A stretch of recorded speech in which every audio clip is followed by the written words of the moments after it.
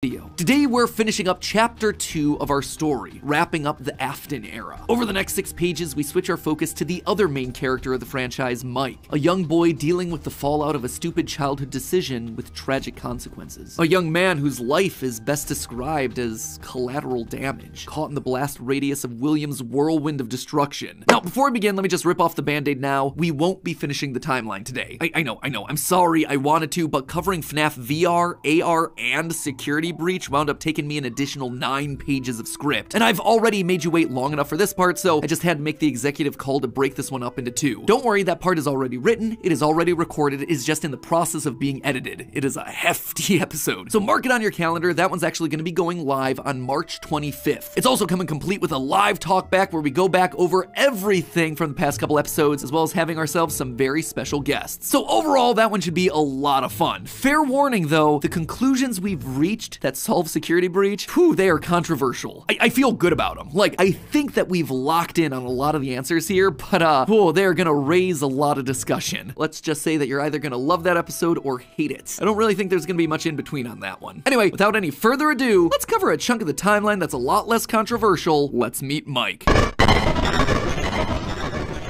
William still wasn't back. Weird. Michael knew his father sometimes traveled for work, disappearing for days on end, but usually there was some sort of notice, a phone call, a post-it, something. It's not like Michael and his father were close, far from it, but as a household of 2 suffering men coping with years of tragedy and loss, there was at least some element of communication between the 2 of them. They were united by a name and a shared pain. This time though, things felt different. William had left nothing. His absence was longer. There were no check-ins, no updates, just silence. Something had happened. If there was one thing Michael knew about his father, it was that he had contingencies, safety checks, backup plans. His father was a careful and guarded man. He held his cards close to his chest, and as such, William had prepared him in the event that something like this ever happened. Normally, his father kept his home office locked, but in the event of an unexpected, prolonged absence, Michael had been instructed to enter his father's office and look behind an empty set of shelves mounted in the corner of the room. Rolling his eyes, Michael entered the office. Never fully understood how William was able to spend so many hours of his days locked up in here. There was just nothing to do. Most of this place was empty. He dragged himself over to the shelf in the corner, expecting to find an emergency contact list, a family safety deposit box. But what he actually found there was completely unexpected. Father,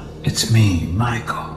I did it. I found it. It was right where you said it would be. The shelf swung open and revealed a giant industrial elevator, one that led straight down into an underground bunker. But that was impossible. Hidden inside his childhood home was a secret entrance to an enormous underground science lair? It didn't make any sense. Seriously, it didn't make any sense. And yet, here it was, mapped directly underneath the floor plan of the house that he'd grown up in, lost his brother in, been tortured in. Michael thought that he'd known his father, a prideful, sad, angry man with petty everyday problems, but clearly he'd been living with a stranger this entire time. His father had secrets. Suddenly, the days of William being locked inside of his office made sense. He'd been here the entire time. Where was here, though? Was this Circus Baby's Entertainment and Rentals? The Circus Baby restaurant always did seem to be a deeply personal project for father, a failure of his that cut unusually deep, especially after that first location had to be closed prematurely due to the gas leaks. After that day, father really did seem to change, to lose himself even more in his work. Clearly, the entrance he had found was some sort of secret back way into the facility, one that required crawling through vents to navigate. His father had been working here, but in secret. Why? And that's when he found her. At the end of the facility, Circus Baby, his father's pride and joy. Except something was different about her. She wasn't like the others. The way she talked, the stories she told. This wasn't just a robot. She was alive somehow. And not only was she alive, she also felt familiar. There is something bad inside of me. I'm broken. I can't be fixed. Will you help me? Was this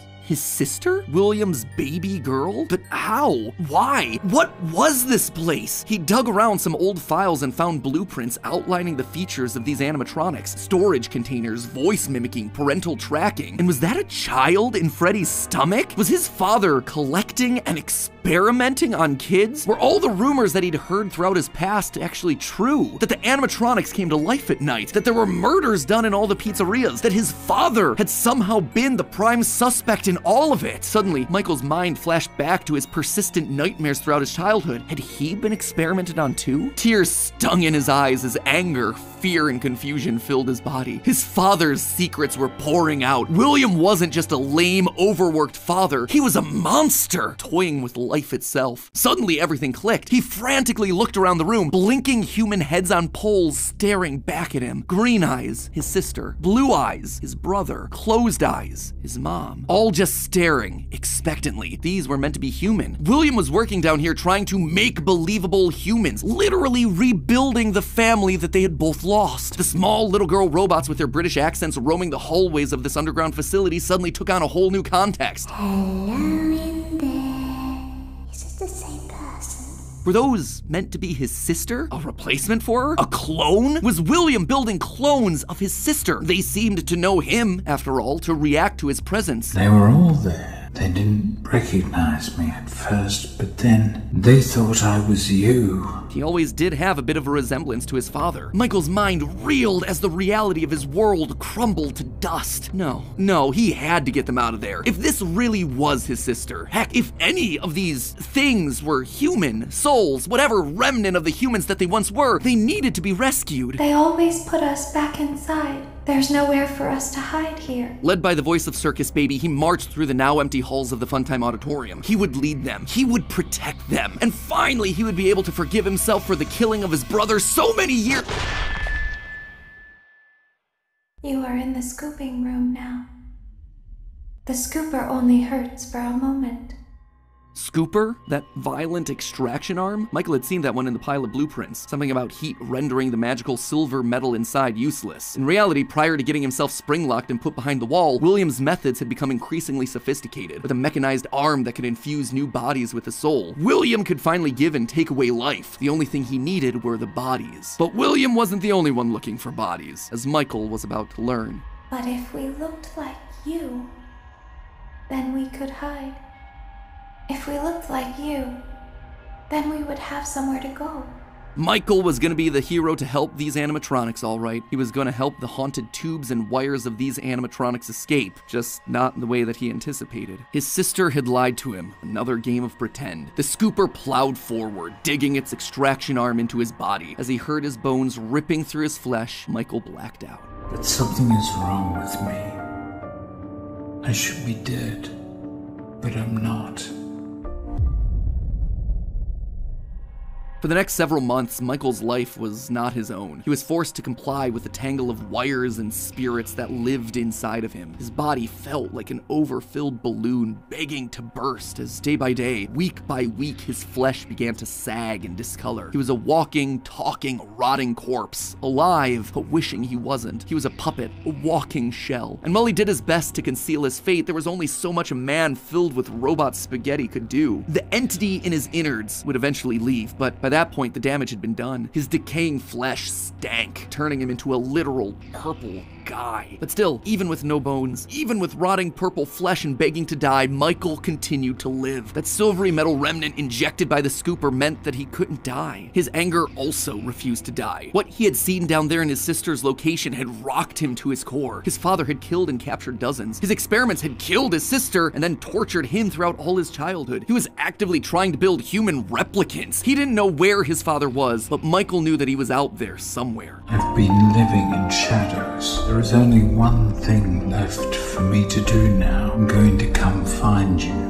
Michael had to correct for the sins of his father. He had to make things right. Michael would burn Fazbear Entertainment to the ground. I mean, what else could you do when your skin was permanently purple? Michael's strategy was simple. He would apply for night security guard positions at the old defunct pizzeria locations. That way, no one ever had to see him or smell him during his shift. And all these old, shuttered locations did need guards. Teenage vandals and squatters were always looking to get inside these abandoned buildings, and yet no one ever really wanted to work an overnight graveyard shift unless they were practically out of options. Enter Mike. One by one, he would take on the job of security guard, changing his name each time to ensure that no one was able to follow his paper trail. Once inside, he could tamper with the animatronics and figure out how they worked, writing about his experiences in his security logbook. While there, he would listen to the old tapes where upper management awkwardly welcomed new recruits to their summer jobs, even though he was working there nowhere near the summer months. He heard the gory details of his father's franchise from the outsiders looking in, confused and afraid about what was happening in the walls around them. Sometimes he would see his brother in the form of the Golden Freddy suit. It's me appearing on the walls around him. Except now, there was something else there. He was no longer alone. Another angrier presence was also in the suit, as if two spirits were forced to share the same body. And Golden Freddy would attack him now. It was aggressive. Its vengeance wanted to lash out at anyone with the Afton name, anyone who wore a security guard outfit. Over time, Mike worked his way through the old restaurants, the original pizzeria, the bigger, better Freddy Fazbear's. He spent weeks there looking for clues as to his father's whereabouts, and each time at the end of his week shift, he would then set the location on fire. Remnant can't survive high temperatures after all. So burning away whatever spirit-laden animatronics that still existed inside seemed like a winning strategy. All this revisiting of his past, though, was causing the nightmares to begin again. Hallucinations that brought him back to his childhood. The guilt around killing his brother. His dreams were oddly mixed with the shrill phone calls of the security guards. But it would all be worth it in the end. The goal was to eventually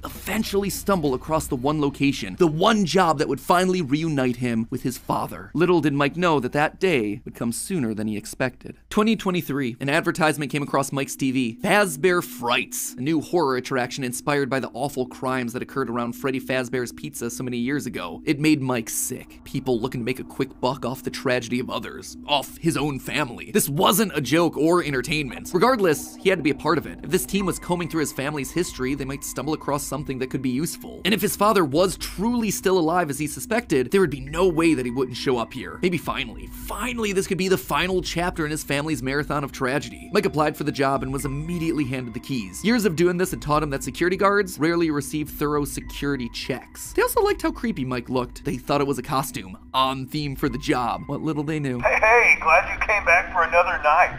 I promise it'll be a lot more interesting this time. For weeks, there was nothing. But just as Mike considered giving up, he received the call that he'd been waiting for years. You're not gonna believe this. We found one. A real one. Could this finally be him? Sure enough, there he was. William inside his iconic golden Bonnie springlock suit, only now it was green and decaying with age. And there they were, a small family of broken men finally reunited. It's been a long time, Dad. Mike had always struggled with the phantoms of his past haunting him, but now all the animatronics he'd encountered over the past months, hopping from pizzeria to pizzeria, suddenly sprang to life, their burned faces haunting him as he tried to keep track of his father on the cameras. It would seem that William's mere presence had put the spirits on high alert. Ultimately, they were harmless, more annoying than anything else, but there was one that felt different from the others, one that was more than just a mere phantom, the security puppet. If he looked at the cameras at just the right moment, he could see it floating there through the halls. He could even see its reflection in the water pooled on the ground. It would seem like he wasn't the only one there on a mission. While he was dealing with Springtrap, Michael assumed that this one was likely dealing with the spirits of this place, finally setting them to rest. Hopefully this means a happier day for all of us, Mike thought to himself. And in that moment, he felt the air around him release, like pressure being let out of a bottle. The building sighed, as if 5 spirits had finally been allowed to move on. He had the sense that his brother was a part of them. He rigged the wiring inside the building to misfire, and the dry, desiccated walls erupted in flames. It is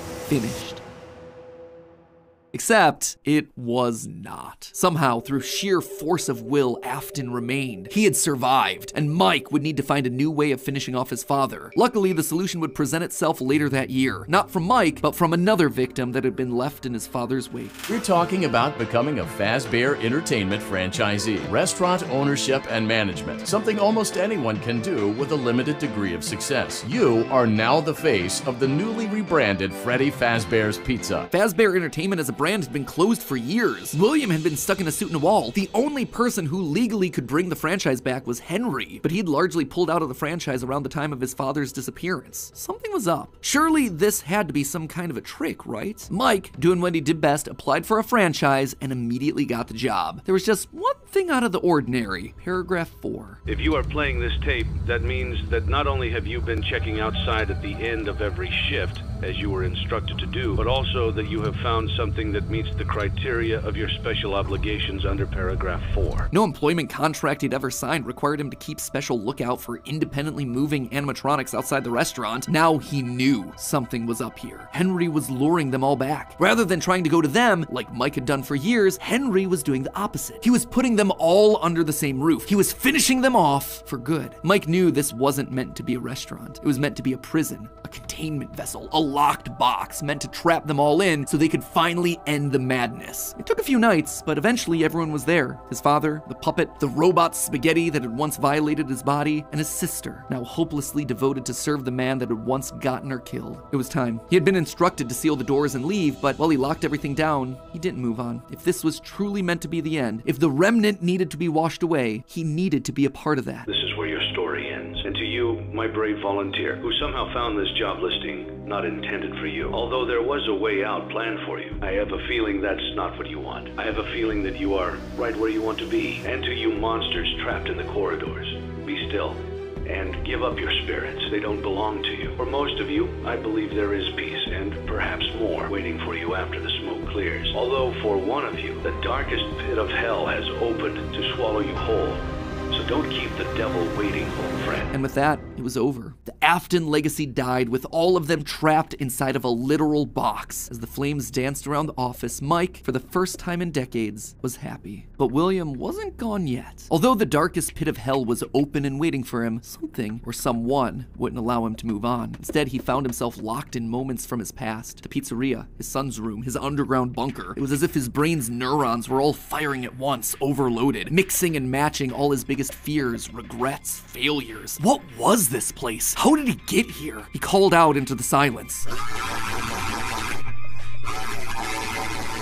Then they started coming. Without warning, animatronics both new and old began to jump out at him, bite him, rip him limb from limb. The pain was immeasurable. Make it stop. Make it stop. William, for the first time, longed for death, an end to this torture. Just as it felt like he couldn't take it anymore, everything was quiet again. It was as if the world had been reset. There was a brief moment of quiet, and then the onslaught began again. Dozens of faces from his past all focused on him. A waking nightmare that he couldn't escape from. More pain, more ripping. It was his own personal hell, but why? Why couldn't he just die? And then he saw them, a group of characters he never thought he'd see again. Those janky, stolen characters that had started everything. The mediocre melodies. It had all started to go wrong once they showed up. Once Henry had made them. But mixed in with their obnoxious southern drawls, William heard something else. It was barely a whisper, but he could just make out the words. He tried to release you.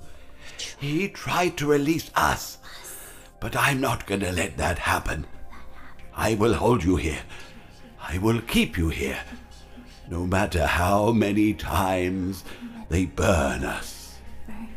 That voice. He knew that voice, but from where? Greetings from the fire and from the one you should not have killed. The one he shouldn't have killed. William thought back. He'd done a lot of awful things, but there was always the one that stood out. Not Charlie, his drunken act of revenge. Not Susie, his first true murder, no. Instead, it was the one that he had lost control with. The one that he had broken beyond repair for no good reason other than because he could. The one that he'd stuffed inside the golden bear that his partner used to wear. Cassidy. They were back, and now they were trying to punish him, to make him suffer like he'd made them suffer. It was almost like William and Cassidy's souls had been locked together, fused by a collective rage and spite, each refusing to move on. But while Cassidy was so focused on taking revenge, they actually did the one thing that would be the downfall for so many others. They kept William alive. Even though fire should have destroyed the remnant that was coursing through his being, Cassidy kept William breathing, paving the way for his escape. William's will was so strong, his soul so powerful that he managed to put a part of himself inside the circuitry that housed the spring-locked suit. And there, his consciousness lay, inside a single circuit board,